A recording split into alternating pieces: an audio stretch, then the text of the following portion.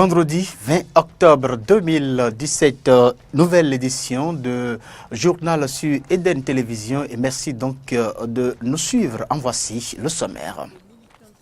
Rentrée syndicale universitaire pour l'Union nationale des étudiants du Bénin, UNEB, c'est à travers une cérémonie qui a réuni les étudiants et plusieurs personnalités. Les détails, eh bien, c'est dans un instant. Les cadres du ministère de la Culture et du Tourisme étaient ce jeudi à un atelier de reddition de comptes au titre de gestion 2016, une assise dont l'objectif est de montrer aux Béninois le travail abattu par ce ministère dans le cadre de la réduction de la pauvreté. Et puis, hors du Bénin au Togo, au moins 4 personnes ont été tuées par balle lors des affrontements entre manifestants et forces de l'ordre. C'est le bilan rendu public par le ministre togolais en charge de sécurité.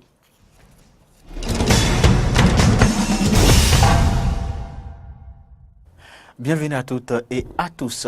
L'Union nationale des étudiants du Bénin, UNEB, a organisé sa rentrée syndicale universitaire ce jeudi 19 octobre 2017 sur le campus d'Abomey-Calavi. C'est à travers ou c'est à la faveur d'une cérémonie qui a mobilisé étudiants et personnalités politico-administratives. Aristide Setti et Denis Maria pour le compte rendu.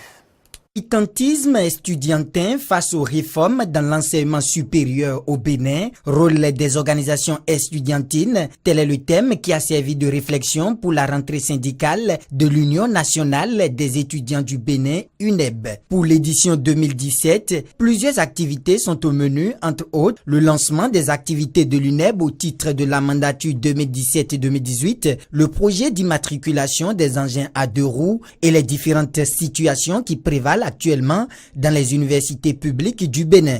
Alain Nouho, président de l'UNEB, revient sur le bien fondé de cette rentrée. Sous la célébration, nous avons voulu lancer nos activités que nous aurions à mener au cours de notre mandat pour que les étudiants puissent nous évaluer sur ce que nous aurions à faire au cours de notre mandat. Parce que si on n'est pas informé, si on n'a pas l'information sur quoi les étudiants peuvent nous évaluer. Pour Léopold Gahoumende, représentant de la directrice du Centre des œuvres universitaires et sociales d'Abomey-Calavi, COUS-AC, le leadership s'apprend dans les mouvements estudiantins. Vous avez tout notre soutien.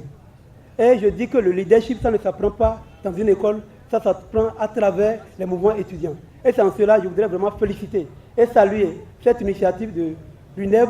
Satisfait de l'organisation de la rentrée solennelle de l'UNEB, le parrain de la cérémonie, Maître Abou Seydou, met un accent sur l'avenir des étudiants. Selon lui, l'étudiant ne doit pas être un chômeur. La plupart des étudiants sont issus des couches pauvres.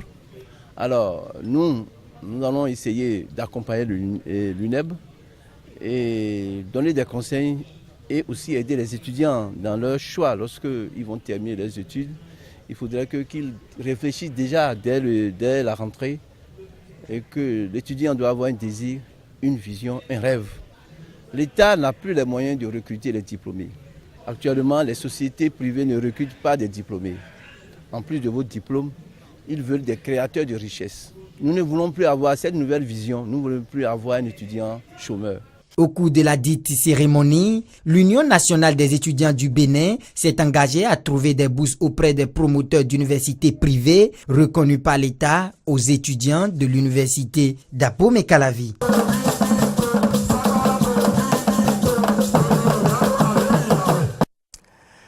Le gouvernement japonais a accordé un appui de 320 millions de yens, soit environ 1,6 milliard de francs CFA pour l'achat de riz au profit des cantines scolaires du Bénin.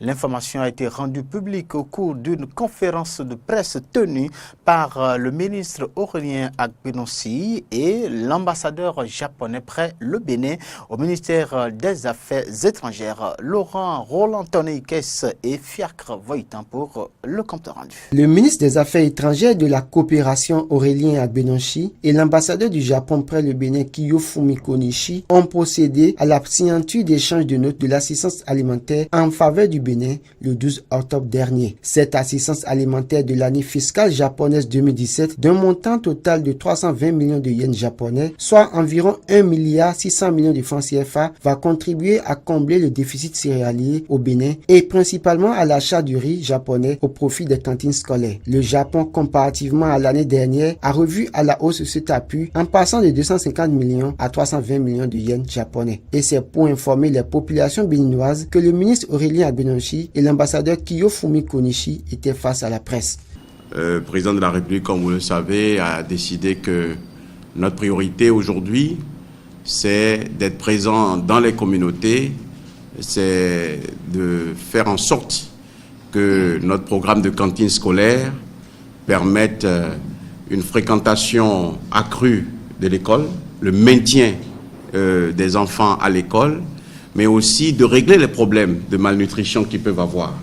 Et je crois que le riz qu'on reçoit dans le cadre du KR1 participe à cet objectif du président de la République. Cette action s'inscrit dans la dynamique de la coopération japonaise pour soutenir les efforts du gouvernement dans le domaine de la sécurité alimentaire.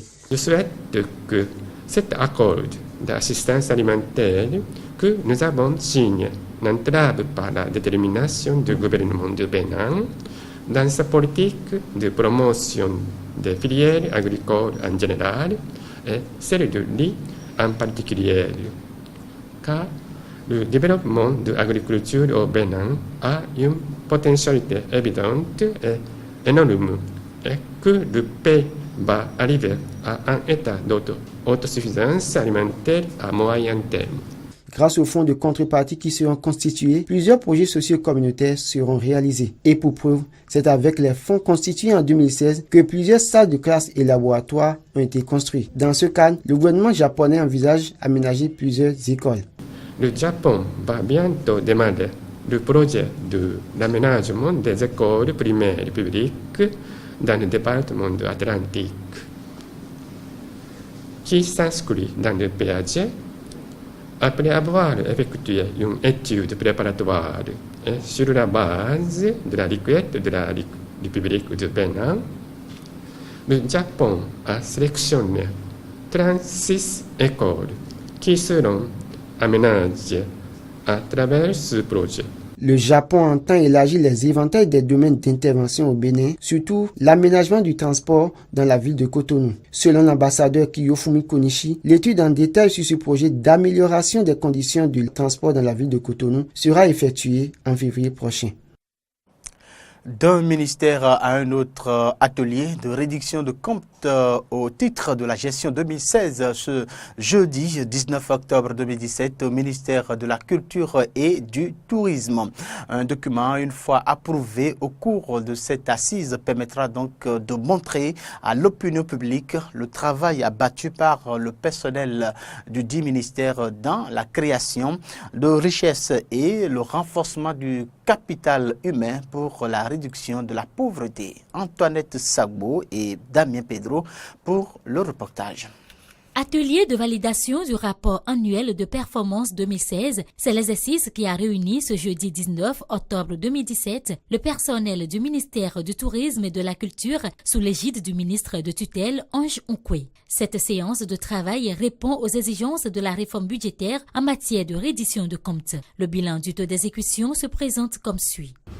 Le taux d'exécution financière du budget gestion 2016 du ministère du Tourisme et de la Culture, indépendamment des dépenses du personnel, est de 87,17% base engagement et de 75,29% base ordonnancement contre 83,89% base engagement et 70,10% base ordonnancement en 2015. Par ailleurs, le taux d'exécution physique enregistré en 2016 est de 67,04% contre 60,09%, soit une avancée de près de 7 points de pourcentage. Ces résultats témoignent des efforts qui ont été déployés par toutes les structures pour améliorer les performances des secteurs du tourisme et de la culture en 2016. Aussi, Ange Onkwe, ministre du Tourisme et de la Culture, exhorte-t-il ses pairs à une étude minutieuse du rapport annuel de performance exercice 2016.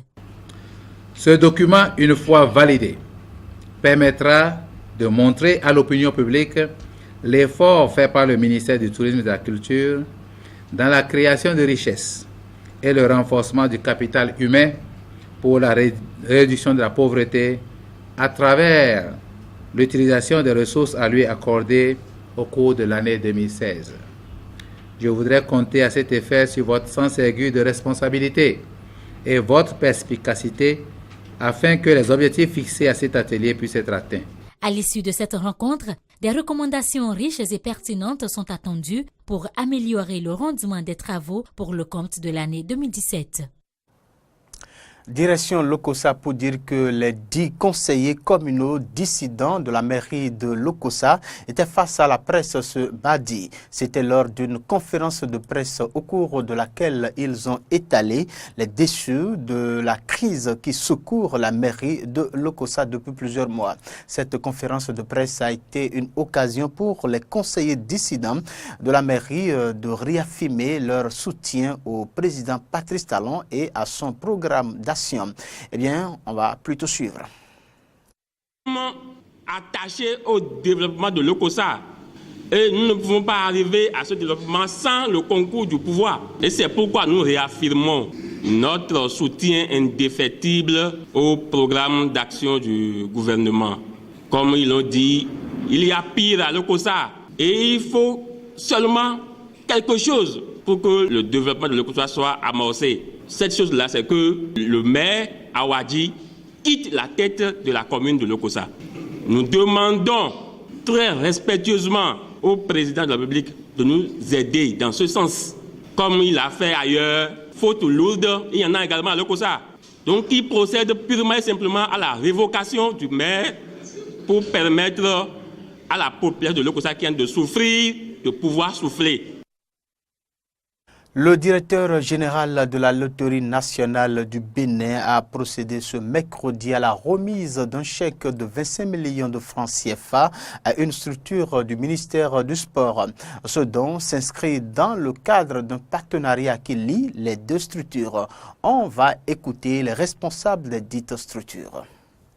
Cette subvention, j'en suis convaincu, permettra au Fonds national pour le développement des activités de jeunesse, de sport et de loisirs, de respecter ses engagements vis-à-vis des acteurs du monde sportif, dont les attentes augmentent de jour en jour, mais aussi de se positionner davantage dans la dynamique de mobilisation d'autres ressources afin d'affranchir progressivement le financement du sport béninois du budget national.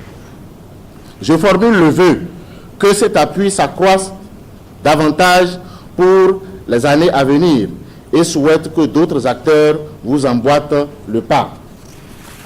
Il me plaît également de lancer un vibrant appel en direction des autres sociétés d'État, entreprises et semi-publiques ainsi que privées, afin qu'elles puissent emboîter le pas à la Loterie nationale du Bénin en soutenant les actions sportives au Bénin via une quotité cessible défiscalisable de leur chiffre d'affaires. Notre souhait le plus ardent serait de voir aboutir le prochain vote de la loi portant sur le mécénat et le sponsoring des activités sportives et culturelles au Bénin.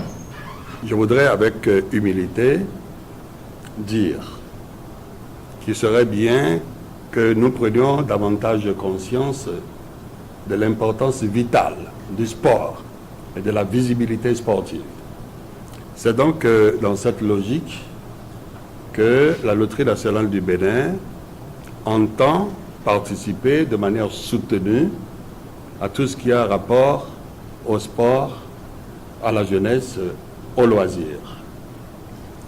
Et nous le ferons toujours, je dirais à partir de maintenant, dans la proportion de nos propres réussites commerciales.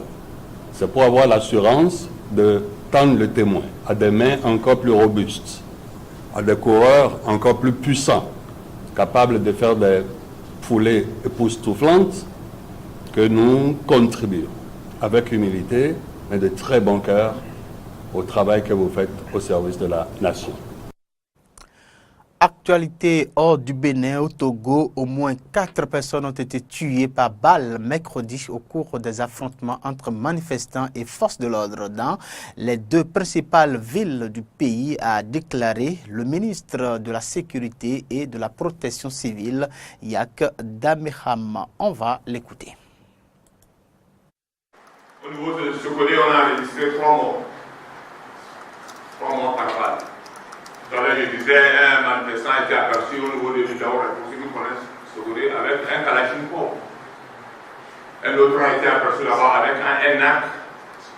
Celui qui a été aperçu avec un NAC a été blessé. Lui, il est à l'hôpital. Il faut toutes nos condoléances. Et moi, je souhaite un traitement rapide aux blessés. Et je dis encore une fois qu'un mort, c'est trop. On doit tout faire. Toujours sur le continent africain, le leader de l'opposition kenyane, Raila Odinga, a estimé jeudi qu'il n'était pas trop tard pour faire les réformes de la commission électorale indépendante qui pourrait l'amener à reconsidérer sa décision de se retirer du scrutin présidentiel du 26 octobre prochain.